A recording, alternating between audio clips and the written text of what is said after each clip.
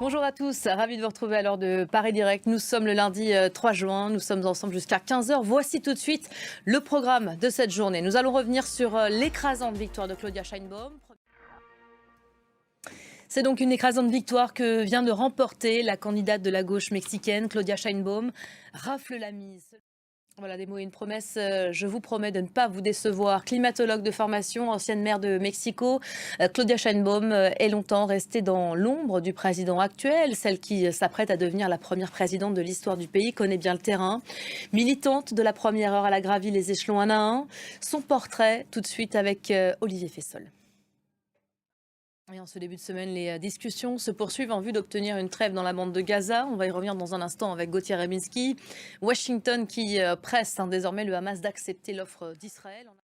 Et sur le fond de cette trêve, Anthony Blinken s'est donc entretenu ces dernières heures avec le ministre israélien de la Défense. Le secrétaire d'État américain a salué la volonté d'Israël de conclure un accord et affirme qu'il incombe désormais au Hamas de l'accepter. On va aller plus loin tout de suite avec vous, Gauthier Rebinski. Bonjour, Bonjour Gauthier. Elisabeth.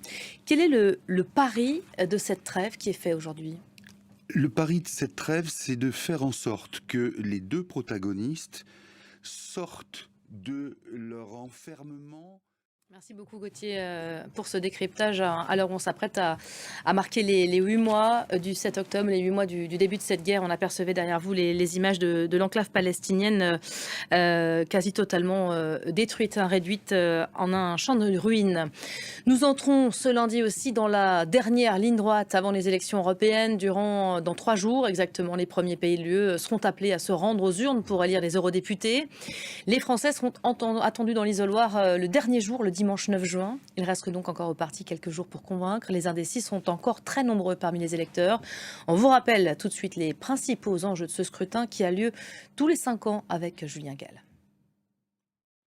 Et on poursuit après le billet payant. Venise franchit une nouvelle étape pour lutter contre le surtourisme. La ville italienne continue de déployer des mesures. Depuis samedi, le centre historique est désormais interdit aux groupes de plus de 25 personnes, tout comme le recours pendant la visite aux haut-parleurs. Les explications de nos confrères de France 2.